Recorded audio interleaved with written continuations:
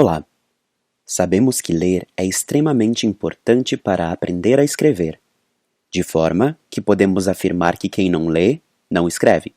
A leitura serve não só como um modelo de produção textual, mas também como fontes de estilo e de expansão vocabular e estrutural. Além disso, a leitura expande nossos conhecimentos e nos apresenta um mundo de variáveis e de conhecimentos dispostos de diferentes formas. Utilizamos a leitura como fonte de informação, como ferramenta de instrução, como forma de comunicação e também como entretenimento. Mas a leitura é muito mais do que isso. Ao mesmo tempo que nos serve como entretenimento e como fonte de informações sobre diversas áreas, ela nos ensina a escrever. O processo de aprender a escrever por meio da leitura pode ocorrer de duas formas: de maneira consciente, quando alguém que almeja escrever busca textos e livros sobre práticas de escrita para melhorar suas produções, ou de forma inconsciente ou subconsciente, quando internalizamos estruturas, novas palavras e novos conhecimentos sobre a escrita de forma quase inconsciente, enquanto lemos um texto para outros propósitos que não seja aprender a escrever. De uma forma ou de outra, a verdade é que cada vez que lemos, melhoramos algumas de nossas habilidades que podem ser utilizadas para escrever, mesmo que a gente não perceba isso. Vamos observar dois tipos de aprendizagem que podemos acessar por meio da leitura e aplicar na escrita. Um deles diz respeito às estruturas textuais. O outro fala sobre ampliação e formação lexical, ou seja, significado e ortografia das palavras, dizendo de maneira bem simples. Existem diversos gêneros textuais. Eles se caracterizam não só pelo tipo de linguagem que utilizam, mas também pela sua estruturação. Observe, por exemplo, esse fragmento de texto. Embora nenhuma dessas palavras façam sentido, ou sequer sejam palavras de verdade em língua portuguesa, basta bater o olho no formato do texto e conseguimos concluir que se trata de uma poesia.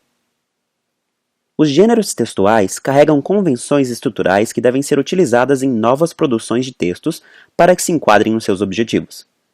No caso do texto que acabamos de ver, sabemos que o gênero de poesia se caracteriza por versos e estrofes, com ou sem a presença de rimas. É uma convenção. Agora observe esses três textos. Mesmo sem ler o conteúdo dos textos, podemos concluir, só pelas suas formas e pelos seus componentes, que o primeiro se trata de um texto jornalístico, o segundo de uma receita e o terceiro de uma narrativa.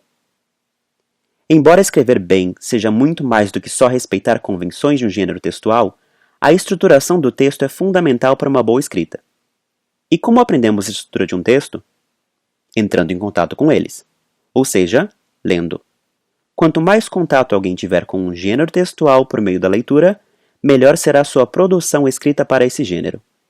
Além de aprendermos a estruturar textos corretamente, saber reconhecer e aplicar diferentes estruturas de diferentes gêneros textuais nos ajuda cognitivamente a organizar melhor nossa linguagem e pensamentos, que também são fatores primordiais para uma boa produção textual. Outro fator que está ligado a escrever bem é a escolha de palavras utilizadas em um texto. E para escolher bem as palavras, é preciso um amplo vocabulário.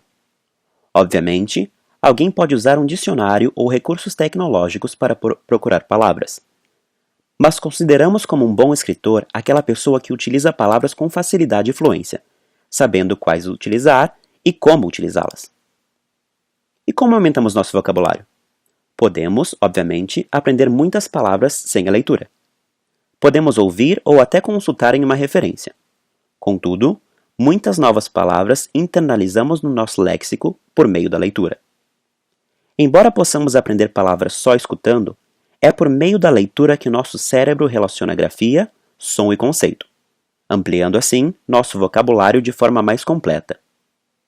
A expansão de vocabulário por meio da leitura pode ocorrer de algumas formas: por uma explicação direta de uma palavra no corpo de um texto, pelo contexto e demais palavras que cercam a palavra nova no texto, por indução de significado pela formação da palavra, ou por uma pesquisa direta em material de referência, como o dicionário, por exemplo.